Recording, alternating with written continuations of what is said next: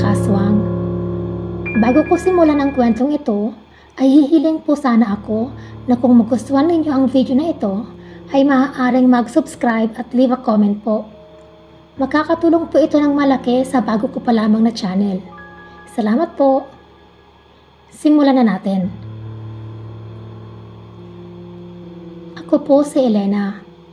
Nandito na po ako sa Saudi ngayon, nagtatrabaho bilang isang OFW. Mabait po ang mga amo ko.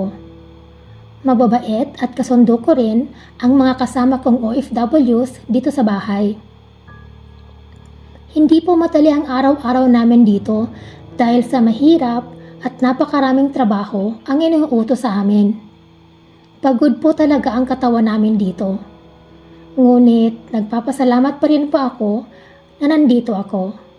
Iyong amo namin ay magmamigrate daw sa Canada at isa ako sa mga kukuhanin pa rin niyang kasambahay. Pag nagkataon po, pwede ko nang makuha ang 2 anak ko na naiwan ko sa Pilipinas. Kasama iyon sa mga napag-usapan namin ng madam.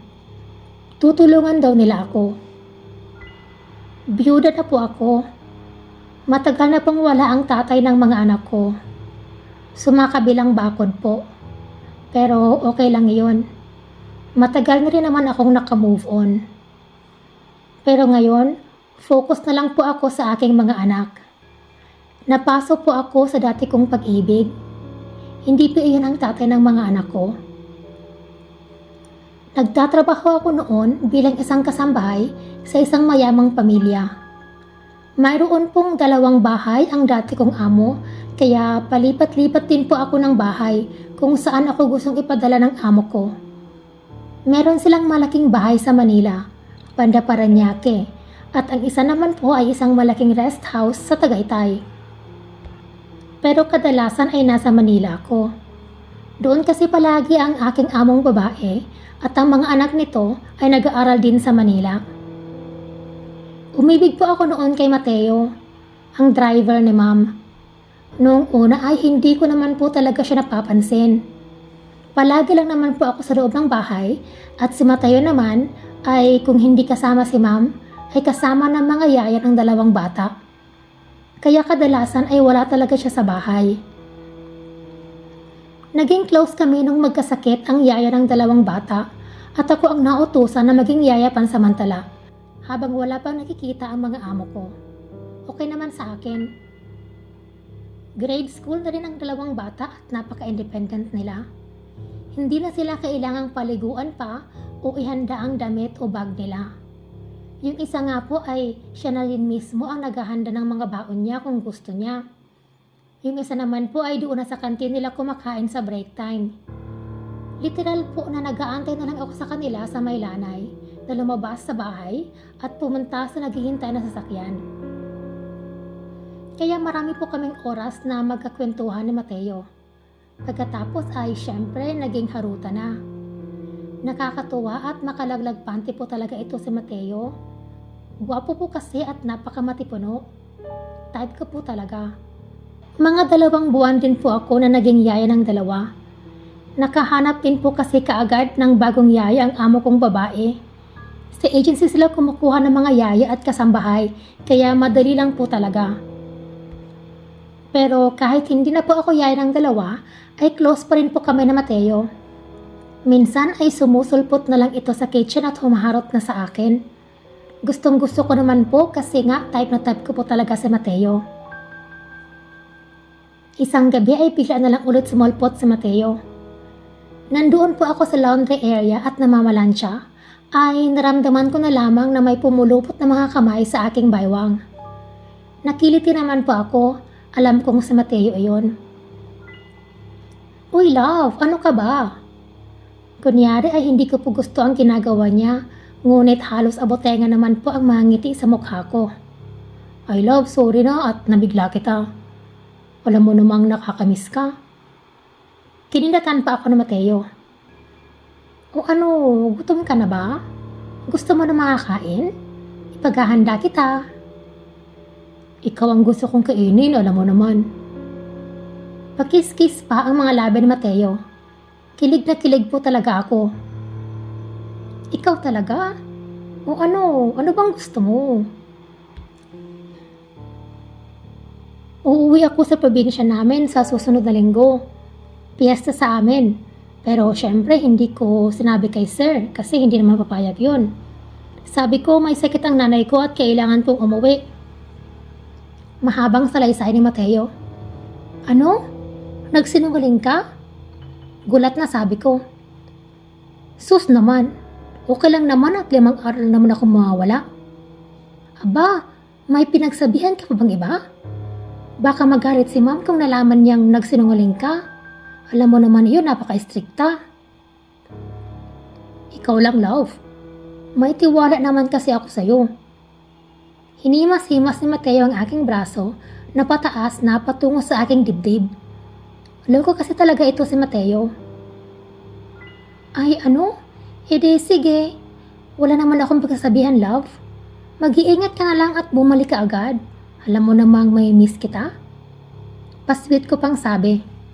Naku, hindi yan ang dahilan kung bakit ako nandito. Tago na Mateo. Humarap ito sa akin at seryosong nagsalita. Gusto kong sumama ka sa akin. Ano? Ano namang sasabihin ko? Alam mo naman na may 2 akong anak at hindi ako pwedeng matanggal sa trabaho. Nagrereklamo akong sagot kay Mateo. Love, gusto ko na pakasalan ka. Natigilan ako. Hindi ako makapaniwala sa aking narinig. Tumingin sa akin si Mateo. Napakaseryoso na mukha nito. Hindi talaga ito nagbibiro. Nagbibiro ka ba? Tanong ko. Mukha ba akong nagbibiro? Balik niya sa akin. Sa piyesta namin ay kasalang bayan din. Nagpalista na ako, love. Kailangan ko na lang yung ibang requirements mo. Birth certificate po, meron ka naman nun, di ba? May kilala ang magulang ko sa munisipyo kaya pwedeng late na nating ipasa ang mga requirements. Pero nakalista na ang pangalan natin. Mahaba nitong paliwanag. Naintindihan ko po lahat ng mga sinabi niya pero hindi ako makasagot. Magpapakasal kami ni Mateo? Ang bilis naman. At saka ni hindi man lang ito nag-propose sa akin. Grabe ka naman Mateo, nagpaplano ka ng sarili? Hindi mo man lang ako kinonsulta. Medyo nagtatampo pa ako, ngunit ang totoo ay nakikilig ako. Pakakasalan ako ni Mateo. Ang gwapo-gwapo niya at ako ay mukhang tsaka lang. Tanggap ko naman na flirt at tikiman lang ang relasyon namin. Pero ngayon, gusto niya ako maging asawa? Tumingin ulit sa akin ng mataimtim si Mateo. Love, sabi nito, ayoko nang patagalin pa. Nagmamahalan tayo. At ayoko nang humanap ng iba pa. Bakit pa natin papatagalin? Magpakasal na tayo. Seryoso nitong sabi habang napakalapit ang mukha nito sa mukha ko. Anong sasabihin ko kina ma'am? Sabihin mo na pupunta ka sa mga anak mo at may sakit sila. Sabihin mo, kailangan mo talaga silang puntahan kasi malala daw ang sakit, sabi ng nanay mo. Medyo hindi ko nagustuhan si Mateo noong mga sandaling iyon. Ang bilis lang niyang magsinungaling at ang bilis din na turuan niya ako na maging kagaya niya.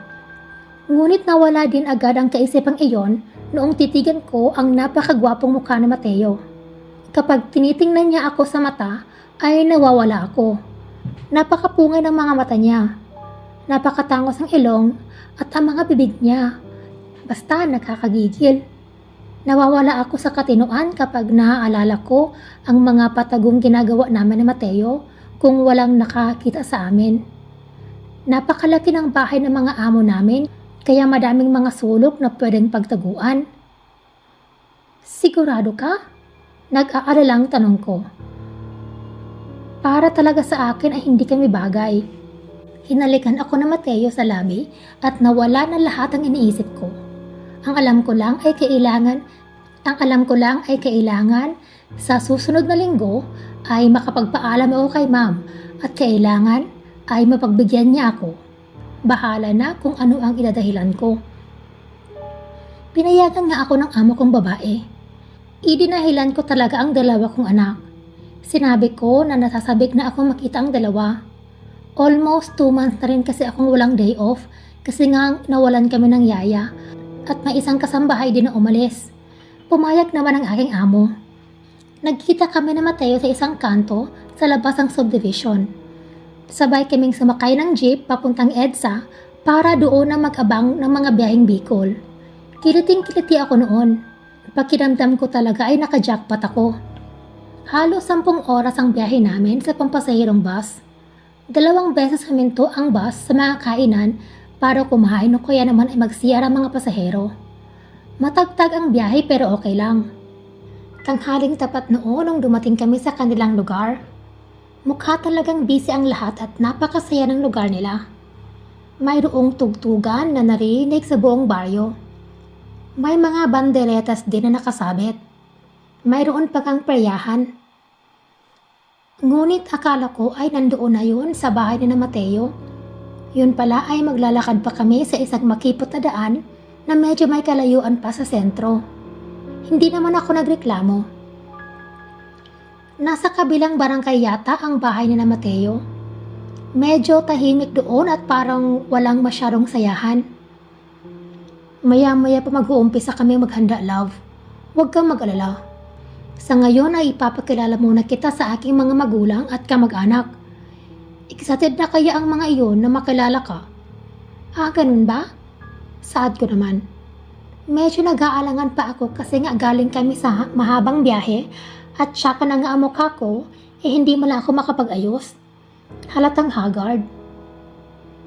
Noong hapon nga na yon ay nagsidatingan na ang mga kamag-anak ni Mateo. 3 pamilya sila, pang-4 sina Mateo. Marami-rami rin. Mabait naman ang buong pamilya niya. Yun nga lang ay may mga amoy. Halatang matagal nang hindi naliligo. Parang yung nagiging patay na daga. Mabaho talaga. Takip na nga ako ng aking ilong ngunit pinipigilan ko lang kasi ayoko maging bastos. Noong gabi na yon ay nagsimula ng mag-inuman ang mga kalalakihan at ibang kababaihan. Hindi pa ako umiinom kaya nandoon lang ako sa tabi ni Mateo. Si Mateo ang star ng kanilang pamilya. Lahat ng mga kamag-anak at mga magulang niya ay hangang-hanga sa kanya. Naintindihan ko naman. Si Mateo lang naman talaga ang gwapo sa kanila at parang may kaya. Ang iba kasi ay hindi naman ganoon kagaganda ang itsura, tapos nga may mga amoy pa. Kapag nagkakwento si Mateo ay nakikinig silang lahat. Tapos kapag nag-joke naman, kahit hindi nakakatawa ay tumatawa sila na para bang masayang-masayang sila na punasan ang puwet ng boyfriend ko. Nakakaloka. Noong malapit ng maghating gabi ay inantok na ako at sinabi kong matutulog na ako. Hinatid naman ako na Mateo patungo sa aming kwarto. Siyempre may ginawa muna kaming milagro bago siya bumalik sa mga kainuman niya. Kinabukasan ay ipinasyal ako ni Mateo sa sentro ng kanilang probinsya. Ang akala ko ay pupunta kami sa munisipyo. Dala-dala ko nga ang mga requirements para sa kasalang bayan, ngunit ang sabi ni Mateo ay wala daw doon ang kanilang kamag-anak na tutulong sa amin. Sa susunod na bukas na lang daw. Okay naman ang pagpasyal namin sa sentro. Inikot-ikot ako ni Mateo sa mga pasyalan doon sa kanilang probinsya. Pumunta kami sa kanilang plaza kung saan maraming mga naging palabas. Naaliw ako sa panonood ng mga sayawan noong hindi ko napansin na wala na pala sa aking tabi si Mateo. Nagpalinga-linga ako. Maya-maya ay nakita ko si Mateo sa hindi may kalayuan sa akin. May kasama siyang isa pang lalaki at pareho silang nakatingin sa akin. Maya-maya ay lumapit ako sa kanila. Hindi ko gusto ang tingin sa akin ng kaibigan ni Mateo. Ang mga mata nito ay pailalim kong tumingin at nandiri ako kasi literal at tumutula ang laway niya habang nakatingin sa akin. Nag-usap pa sila ng mga kalahating oras. Nasa tabi lang ako ni Mateo at naghihintay sa kanya. Naaaliw din ako sa palabas sa plaza. Noong malapit na silang magpaalam ay narinig ko pa si Mateo. O siya, sige pare. Magkita na lang tayo mamaya sa bahay, alam mo na. Oo, sige pare. Ang galing mo talaga. Kada taon walang paltas. Noong pauwi na kami, tinanong ko si Mateo tungkol sa ibig sabihin ng kanyang kaibigan. Anong ibig niyang sabihin na kada taon walang paltas? Ah, wala yun. Malaki lang talaga ang bilib nila sa akin kasi kada taon ay palaging ako ang nananalo sa aming pustahan. Anong pustahan? Iba't ibang pustahan pero wag mo nang alamin yun. Sa aming pamilya lang yun. Medyo nakaramdam ako ng pagkaila kay Mateo. Pakiramdam ko ay mayroon siyang inililihim sa akin. Alam ko naman na hindi pa niya ako kaasawa, pero sana naman ay ituring niya akong parte ng kanyang pamilya. Maya-maya ay may naninig kaming tawag. Paglingon namin sa likod ay nakita ko ang kanyang kaibigang Tulo Laway na papunta sa amin. Sinabi ni Mateo na pumasok muna ako sa isang tindahan ng mga damit at tumingin-tingin at mukhang may sadya daw ang kaibigan niya sa akin at baka matagalan sila. Mayroon niyang tindahan ng mga damit na parang maliit na divisorya doon sa tabi ng kalsada, kaya pumasok na muna ako sa mga iyon. Pagpasok ko ay biglang may humawak sa aking mga kamay at inakay ako paloob ng tindahan. Dahil sa gulat ay hindi ako nakapalag. Noong nandoon na kami sa sulok ay tumambad sa akin ang mukha ng isang lalaki. Medyo bata pa ito sa akin. Nagtaka ako nung itinuro niya ang kanyang induturo sa kanyang bibig na sinasabing huwag akong maingay. Alam mo ba kung sino iyan na kasama mo? Lumingin ako sa direksyon ng kalsada kung saan alam kong nandoon ang boyfriend ko. Oo, iyan kasama mo. Wika ng lalaki. Alam mo bang ikaw ang gagawin nilang handa mamayang gabi? Ano? Anong pinagsasabi mo? Tanong ko. Iwinaksi ko ang braso ko kasi hanggang ngayon ay hinahawakan pa rin niya ito. Kapatid ko ang dating nobya ng walang hiyang iyan. Nakilala lang niya si ate at dahil sa kanyang kagwapuhan ay napasagot kaagad niya ang ate ko. Hindi rin kasi siya kagandahan kaya akala niya ay napakaswerte na niya. 3 taon na ang nakalipas. Isinama lang siya ng lalaking iyan sa kanilang pamilya doon sa nakatagong barangay at hindi na namin siyang nakitang muli. Naliloko ka ba? Baka naman ibang lalaki ang sinamahan ng ate mo. Saad ko. Mga aswang sila. Noong 1 taon ay may babae ding dinala pagkatapos ay hindi na nakitang muli ang babaeng yun. At ngayon ikaw nga. Binabalaan lang kita. Kakainin ka ng mga yan. Paano mo naman nalaman ang mga yan? Alam ng buong bayan ang sekreto nila. Tanyag sila dito. Hindi mo man lang pa napapansin na hindi sila makatingin sa'yo at ang babaho nila? Hindi iyon normal. Napalunok ako. Totoo nga, kakaiba nga ang buong pamilya ni Mateo. Mamayang gabi ay ang kanilang piyesta. Kung sasama ka sa lalaking iyan, ay hindi ka na ulit mabubuhay kinabukasan. Nakatingin lang ako sa lalaki. Sa totoo lang, ay natakot ako. Matatakotin po talaga ako. Hindi ko kilala ang lalaking ito, pero hindi naman siya mukhang baliw. At saka iniisip ko ang mga anak ko.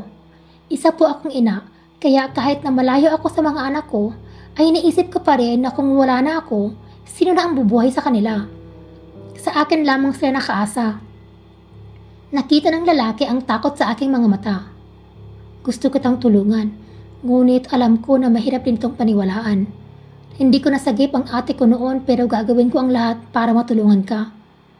Seryoso na tong Saad. Anong gagawin ko? Huwag kang matutulog mamaya.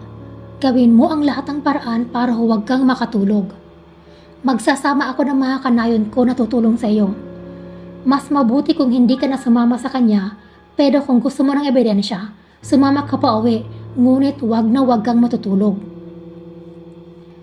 May inalabas itong isang maliit na punyal at ibinigay sa akin. Isa itong pilak na punyal. Takot ang mga aswang dito kasi kapag nasugatan sila nito ay mahirap nang maghilom ang kanilang sugat. Dalhin mo ito. Kung totoo nga, papaano ako makakatakas?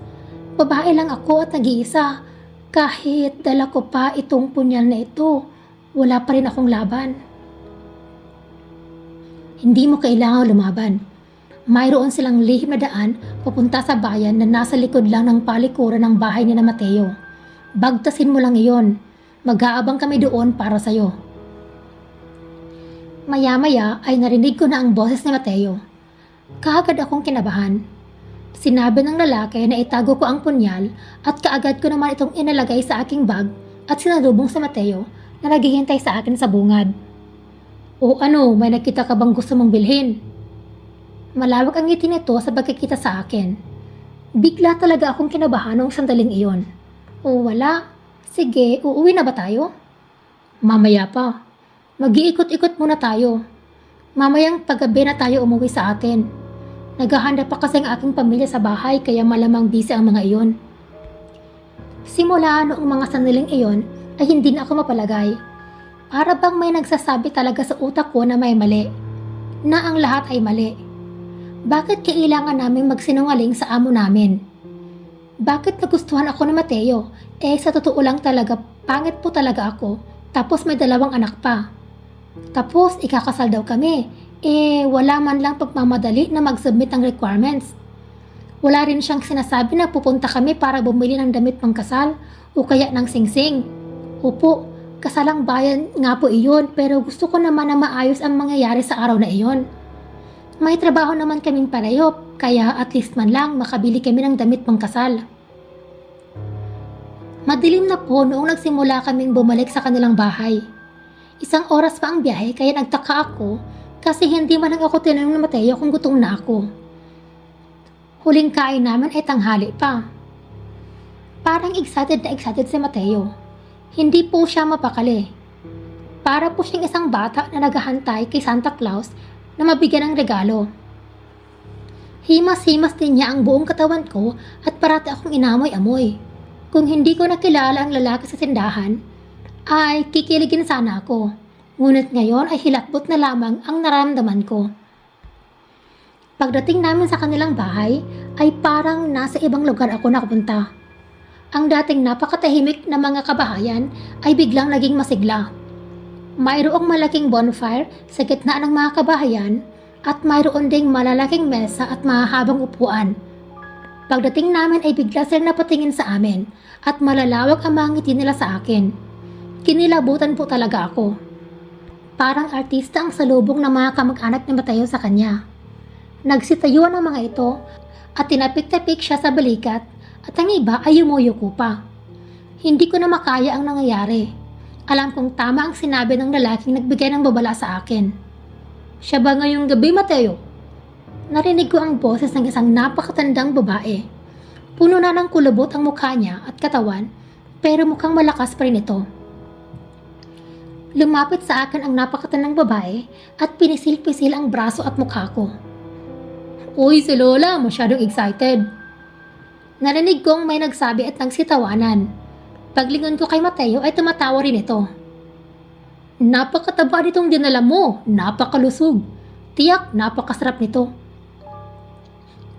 Naghilakbot ako noong inilapit nito ang kanyang napakabahong mukha sa leeg ko at inamoy-amoy ako. Hahaha, Lola naman. Narinig kong awat ni Mateo at bahagya akong inalayo sa matanda.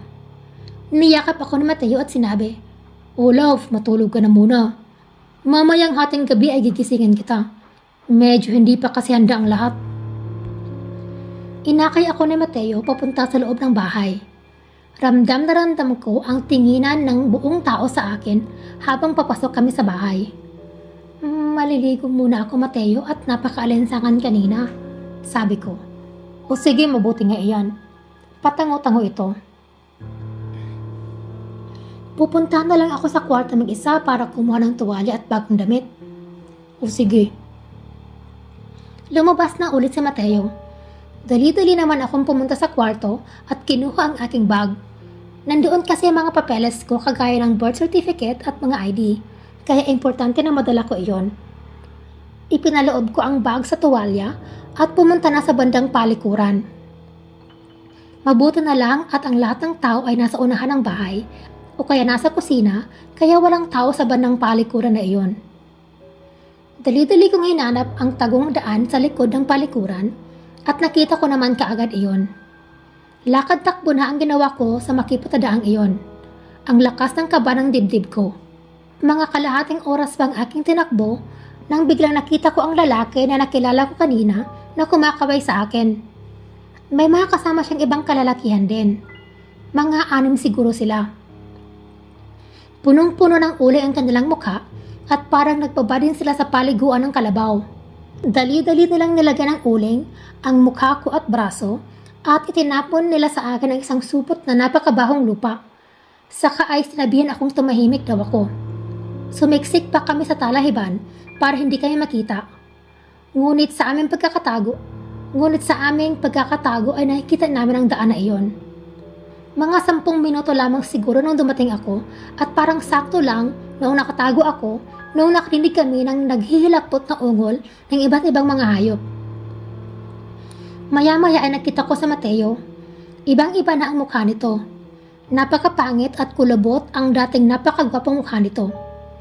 Palingali nga si Mateo. Kasama niya ang ibang kalalakihan. Dumaan sila sa amin na hindi kami napapansin. Halatang nalaman na nila ang pagkawala ko at hinahanap na ako ng buong mag-anak. Nagtago pa kami doon hanggang bukang liwayway. Noong nagsisimula ng magliwanag, saka pala pa nagpasya ang mga lalaking tumulong sa akin na umalis at bumalik na sa bayan. Tinulungan ako ng mga kabayo na makaalis pabalik sa Manila. Grabe ang pasasalamat ko sa lalaking tumulong at tumpalasakit sa akin. Hindi na bumalik sa pagiging driver si Mateo sa aming pinagtatrabuhuan. Bigla na lang daw nag-awol, sabi ng amo kong babae. Wala na rin akong pinagsabihan sa mga nangyari. Sino pa naman ang maniniwala sa akin? Ang importante ay nakaligtas ako. Nagtagal pa ako ng 1 taon sa aking pinapasukan bilang kasambahay bago ako natanggap dito sa Saudi. Wala na rin po pala akong naging boyfriend pagkatapos kay Mateo. Ngayon po ang mga anak at magulang ko na lamang ang pinagtutuunan ko ng pansin. Okay lang naman na walang love life, lalo na kung gusto na naman pala akong kainin.